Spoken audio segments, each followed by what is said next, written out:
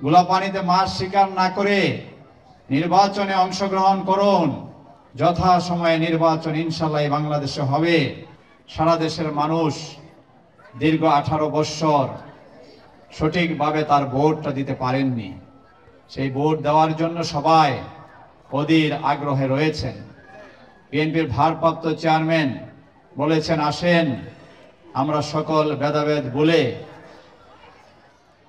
একটি ফ্যাসিস্ট সরকার, সেই যে সরকার এই ছাত্র জনতার আন্দোলনের পর এদেশ ছেড়ে পালিয়েছেন, হাজার হাজার কোটি টাকা লুটপাট করে তাদের বড় বড় নেতারা এই উত্তরায় বহু বড় বড় বিল্ডিং খোঁজ নিলে দেখা যাবে তাদের নামে সব তাদের পরিবার অনেকে নিয়ে পালিয়েছেন, পরিবার ছাড়াও অনেকে পালিয়েছেন।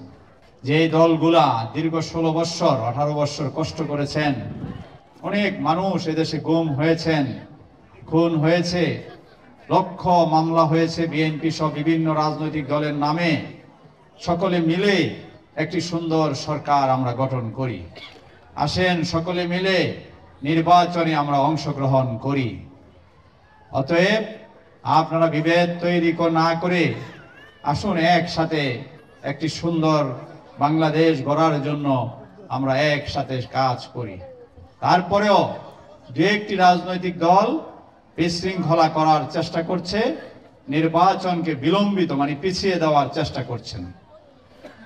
আমি তাদেরকে অনুরোধ করব, আপনারাও বিভিন্ন সময় নির্যাতিত হয়েছেন, আপনারা এগুলো ভুলে যায়েন না, ঐক্যবদ্ধ হন।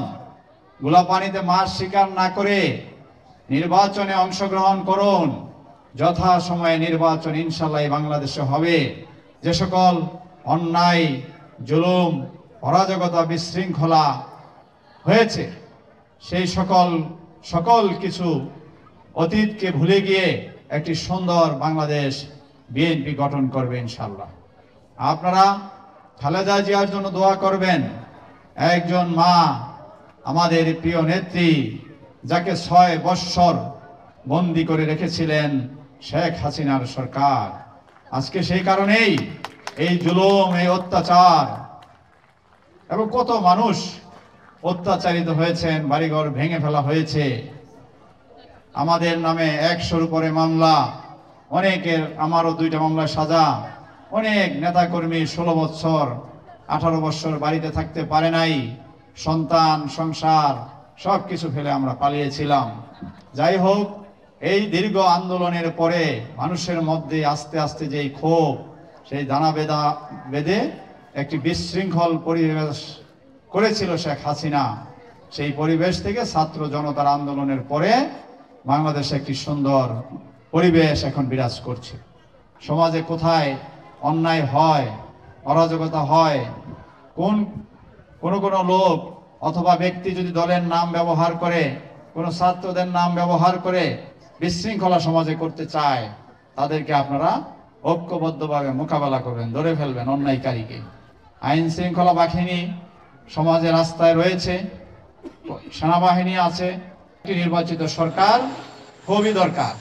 নির্বাচনের মাধ্যমে যখন সরকার আসবে, তখন আপনি ওই দলের বা যারা বিরোধী দলে আসবে, ওই দলেরও আবার নেতাদেরকে আপনারা ধরতে পারবেন, কথা বলতে পারবেন যে সমাজে তো অন্যায় হচ্ছে, কাজ হচ্ছে না, রাস্তাঘাট ভাঙা, মাদকের সমস্যা, তখন আপনারা বলতে পারবেন। এজন্য একটি নির্বাচন খুব দরকার। সেই নির্বাচনের জন্য আপনারা প্রস্তুতি গ্রহণ করবেন এবং সবাই মিলে একটি সুন্দর দেশ গড়ার জন্য আপনারা আমাদেরকে সহযোগিতা করবেন।